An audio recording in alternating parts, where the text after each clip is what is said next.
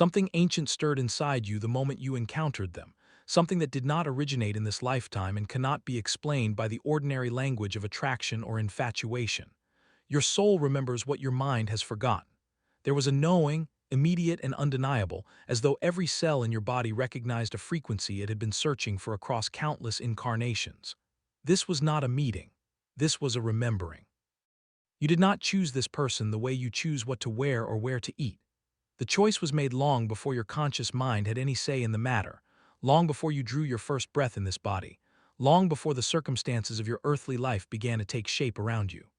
What happened between you and this person was a cosmic appointment written into the fabric of your existence, sealed in the realm of the collective unconscious where all souls know each other by name. And now this message finds you in the dark night. You are reading these words not by accident but by divine orchestration, because your soul called out for confirmation of what it already knows. The pain you carry is not ordinary heartbreak. It is the ache of separation from something sacred, something your deepest self recognizes as essential to your spiritual completion. You feel it in your chest, in the hollow spaces between your ribs, in the quiet hours when the world falls silent, and the longing rises like a tide you cannot hold back. Carl Jung once wrote that the meeting of two personalities is like the contact of two chemical substances, and that if there is any reaction, both are transformed. You were transformed. They were transformed. And the transformation did not end when the separation began. It deepened. It intensified. It became the very furnace in which your soul is being refined. Do not turn away from this message. It has arrived precisely when you need it most. Write "My soul remembers" in the comments below to claim this truth and activate the recognition that is already alive within you. You want to understand why this happened. You want someone to explain how two souls that recognized each other so completely could now be living in such painful distance, how the most profound connection you have ever experienced could also become the source of your deepest suffering. The answer lives in a truth your ego does not want to accept. Twin flames are mirrors. They reflect back to you not only your light, but every shadow you have spent a lifetime avoiding, every wound you have buried beneath layers of performance and people-pleasing, and carefully constructed identity. Separation is not punishment. It is the universe's most demanding form of love. When two flames come together before they have done their individual shadow work, the intensity becomes unbearable. The reflection is too sharp, too honest, too relentless. Everything you have hidden from yourself is suddenly illuminated in the presence of the other, and the instinct to flee from that level of exposure is as powerful as the instinct to breathe. You cannot unite in wholeness while running from your own brokenness. This is the law that governs sacred union, and it does not bend for desire or loneliness or the desperate prayers you whisper in the dark. Jung understood this when he wrote that one does not become enlightened by imagining figures of light but by making the darkness conscious. This is the work that separation demands of you, not waiting, not pining, not scrolling through old messages searching for evidence that what you felt was real. The work is descending into the parts of yourself you have refused to examine, the abandonment wound, the fear of unworthiness, the belief that love always leaves, the pattern of giving yourself away until there is nothing left. The mirror your twin flame held up to you revealed everything, and when the mirror was removed, you were left standing before your own reflection with nowhere to hide. This is not cruelty. This is the architecture of spiritual evolution. The separation is creating the conditions necessary for each of you to become whole on your own, to integrate the fragmented pieces of your psyche, to heal the fractures that existed long before you ever met. Only then can reunion mean something more than two broken people clinging to each other in the dark. There is an ancient pattern playing out between you, one that has repeated itself across cultures and centuries and spiritual traditions throughout human history. One runs from the intensity, one chases the connection, and both believe the other is the source of the problem, when in truth both are playing their divinely assigned role in a drama far larger than either can comprehend from their limited earthly perspective. The runner does not run because they do not love. The runner runs because they love with a depth that terrifies them, a depth that threatens to dismantle every protective structure they have built around their heart. The chaser does not chase because they are weak or desperate. The chaser chases because they have glimpsed something eternal and cannot bear to watch it walk away, because their soul knows what their mind is still struggling to accept. Neither is wrong, neither is the villain. This is not a story of one person who cared more and one who cared less. It is an archetypal dance choreographed by forces that operate beyond the realm of human logic, an energetic push and pull that serves a purpose neither participant fully understands while they are inside it. The runner carries the energy of avoidance, the shadow pattern of self-protection, the deep unconscious belief that they are not worthy of being loved this completely. The chaser carries the energy of pursuit, the shadow pattern of external validation, the deep unconscious belief that wholeness can only be found in another person. Both patterns must be broken, both must be transmuted, and the only way to break them is to live through them with enough consciousness to eventually see them for what they are. You are not simply going through heartbreak. You are dismantling generational patterns of attachment, dissolving karmic imprints that have governed your relational blueprint for lifetimes, burning away everything that is not aligned with the frequency of unconditional love. The push and the pull will continue until both souls reach the point where they no longer need the other to feel complete. That is not the end of love. That is the beginning of love in its truest, most liberated, most sacred form. You wonder what they are feeling. You lie awake at night constructing narratives about their silence, imagining they have moved on, that they have forgotten, that the connection meant less to them than it meant to you. But the truth is far more complex and far more painful than the story your wounded ego is telling you. They are running from their own reflection, and every step they take in the opposite direction brings them face to face with the very thing they are trying to escape. When they looked into your eyes, they saw themselves, not the curated version they present to the world, not the carefully maintained persona they have spent years perfecting, but the raw, unguarded, terrifyingly authentic version of themselves that they have never allowed anyone else to witness. Loving you means confronting everything they have hidden, every unprocessed grief, every childhood wound still festering beneath the surface of their adult competence. Every lie they have told themselves about what they need and who they are and what they deserve. They are more scared of intimacy than they are of loss. This is the paradox that defines the runner. They would rather endure the agony of separation than face the vulnerability that true union demands. They would rather convince themselves that what happened between you was ordinary than accept that it was the most extraordinary thing they have ever experienced, because accepting that means accepting that they are worthy of it, and that is the one belief their shadow self refuses to hold. Do not mistake their distance for indifference. Behind the walls they have erected, behind the distractions they have thrown themselves into, behind the surface-level connections they may be pursuing in a futile attempt to replicate what they felt with you, there is a soul in turmoil. There is a person being slowly undone by the weight of their own denial. The projection they cast outward, the blame, the coldness, the apparent ease with which they seem to have moved on, is nothing more than the shadow doing what the shadow does best. It hides the truth, it inverts the feeling, it performs strength where there is only fear. They tried forgetting you, but their soul refused, and it will continue to refuse because the soul does not operate by the rules of the ego. The soul does not forget what it has recognized.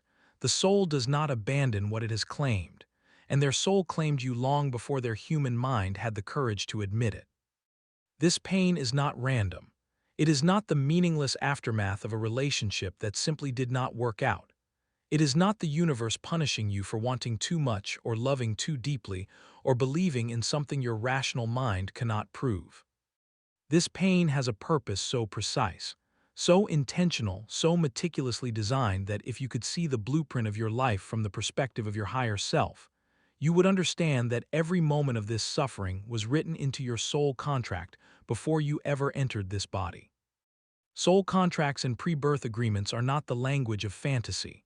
They are the language of a dimension that operates beyond the five senses, a dimension where souls choose their lessons, select their partners in growth, and agree to the exact circumstances that will force them to evolve. You chose this journey before incarnating. You chose this specific person, this specific intensity, this specific devastation, because your soul understood that nothing less would be powerful enough to shatter the illusions you came here to dissolve. The pain is the catalyst for your awakening. Without it, you would have continued living at the surface, moving through relationships that were comfortable but never transformative, building a life that looked complete from the outside but felt hollow at its core. The twin flame connection did not come to give you comfort. It came to give you consciousness. It came to tear open every sealed chamber of your heart and flood it with a light so powerful that every shadow was forced into visibility. If you are still here, if you are still listening, then you are exactly where you are meant to be on this path.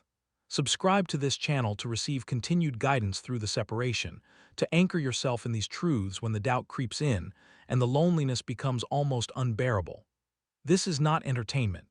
This is spiritual sustenance for a journey that very few people in your daily life will ever understand. The pain you feel is sacred, not because suffering is noble, but because this particular suffering is stripping away everything that was never truly you. The false beliefs about love, the codependent patterns, the need for external validation, the terror of being alone.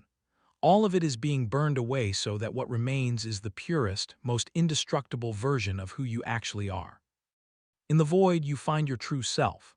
This is the teaching that every mystic, every sage, every spiritual tradition across human history has tried to convey, and it is the teaching that can only be understood through direct experience, never through theory alone. You are inside the void now. You are living it, and though it feels like destruction, it is in truth the most profound act of creation your soul has ever undertaken. The dark night of the soul is not depression, though it may wear depression's mask. It is not hopelessness, though hopelessness may be its constant companion. The dark night is a systematic dismantling of every false identity you have constructed, every coping mechanism you have relied upon, every version of yourself that was built to please others rather than to honor the truth of your own becoming. It is the death that precedes rebirth, and you cannot rush it any more than you can rush the winter into spring.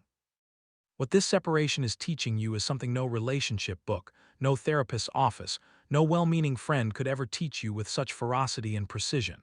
It is teaching you that you are whole. Not that you will be whole someday, not that wholeness is a destination you are walking toward, but that wholeness is your fundamental nature and always has been. The codependency is being stripped away. The belief that you need another person to complete you is being incinerated. The addiction to external love as the source of your worth is being severed at its root. This does not mean love is unnecessary. This does not mean connection is an illusion. It means that the love you will eventually experience in reunion will be built on a foundation so solid that nothing in this world or any other could shake it.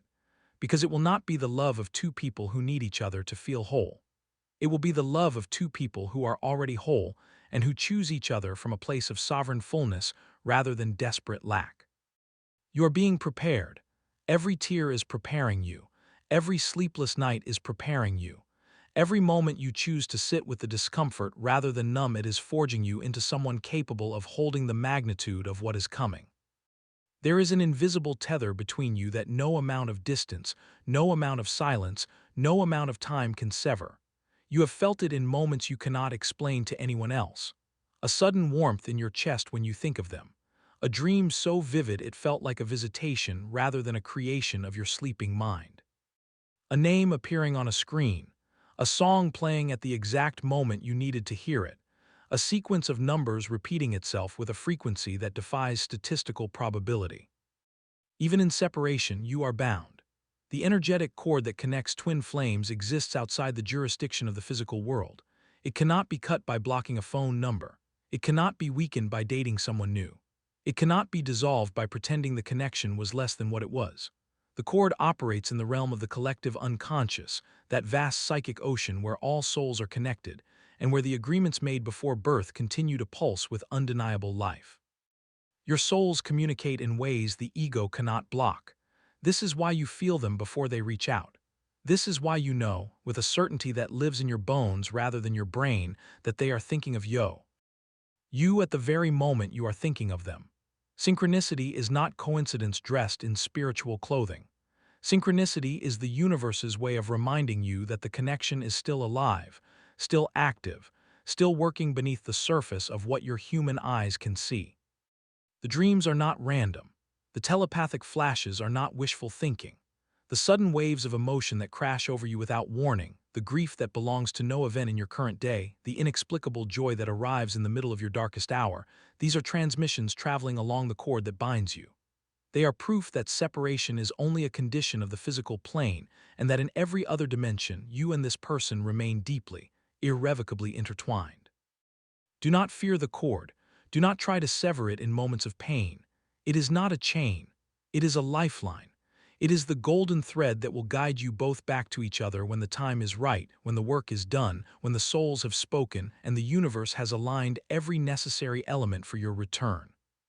Reunion is inevitable, but it is not immediate, and the space between those two truths is where your faith is being forged into something unbreakable. The universe does not operate on the timeline of human impatience. It operates on the timeline of spiritual readiness, and spiritual readiness cannot be manufactured by desperation or accelerated by bargaining with the divine. Before reunion can occur, both souls must complete their individual journeys. The runner must stop running, not because they are caught, but because they finally turn around and face what they have been fleeing. The chaser must stop chasing, not because they give up, but because they realize that the person they were truly seeking was themselves all along. These are not small shifts. These are tectonic realignments of the soul, and they take exactly as long as they need to take. When the reunion comes, and it is coming, it will not look like the desperate clinging of two people who have been starved of each other's presence. It will look like the quiet, certain merging of two rivers that have traveled separate paths through mountains and valleys and finally converge in the same vast ocean. There will be a stillness to it, a knowing, a quality of peace that could only have been born from the depth of pain you are currently enduring.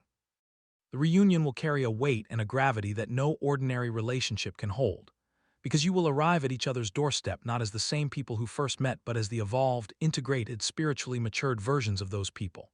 The shadows will have been faced, the wounds will have been tended, the projections will have been reclaimed, and what remains will be two souls standing in their full power, choosing each other not from need, but from the deepest recognition the human experience can offer. This vision is not fantasy.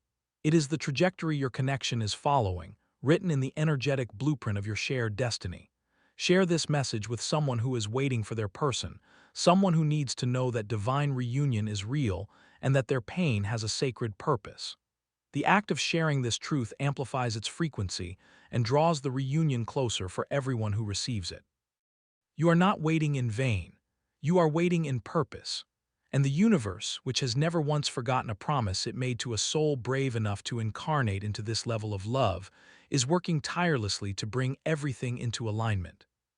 There is a sacred responsibility resting on your shoulders now, and it has nothing to do with sending another message, crafting another explanation, or finding another way to make them see what you see. Your responsibility is to yourself. Your responsibility is to the transformation that this separation is demanding of you. Stop chasing. Start becoming. Your job is not to pursue. Your job is to transform.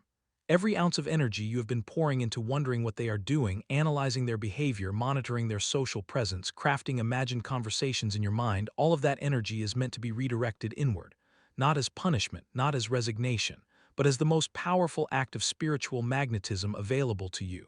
The more you become whole, the faster the reunion aligns. This is not metaphor. This is energetic law. Begin with the shadow. Go where it is uncomfortable. Sit with the parts of yourself that this separation has unearthed, the abandonment wound that predates this connection by decades, the unworthiness that whispers to you in your most vulnerable moments, the patterns of self-abandonment that you have mistaken for love your entire life. These are not flaws, they are doorways. And walking through them is the single most important thing you can do right now for yourself, for your twin flame, and for the reunion that awaits on the other side. Of this work. Reclaim your projections. Everything you have placed upon this person, the belief that they are the source of your happiness, the conviction that life cannot be full without them, the fantasy that their return will solve the ache inside you, take it back. Own it. Integrate it. Recognize that the love you felt was always a reflection of the love that already existed within you, activated by their presence but never dependent upon it. Become the person the reunion requires, not the version of you that was desperate and depleted, not the version that would accept any terms just to have them back, but the sovereign, healed, spiritually grounded version of you that can meet another whole soul and build something that transcends the limitations of ordinary human love. This is your sacred work. This is your only task. Everything else will follow from this single, unwavering commitment to your own becoming.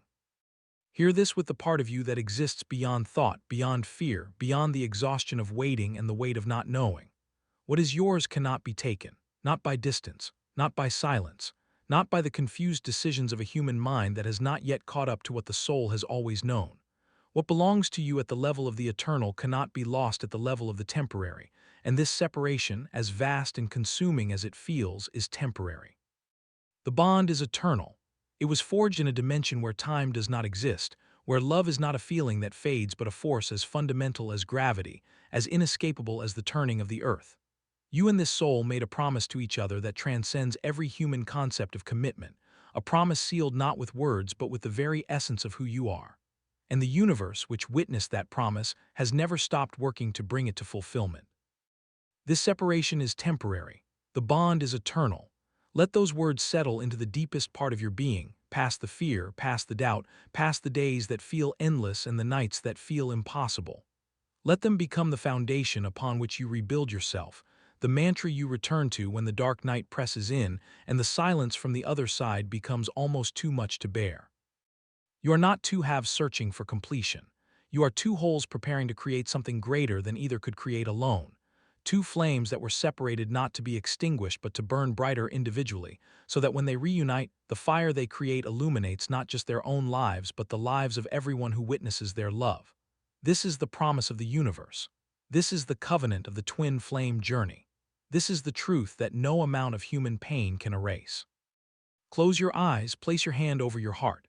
Feel the flame that still burns there, steady and eternal, untouched by the circumstances that surround it. That flame is your proof. That flame is your anchor. That flame is the part of you that has never doubted, that has always known, that will carry you through this dark night and into the dawn that is already beginning to break on the horizon of your becoming.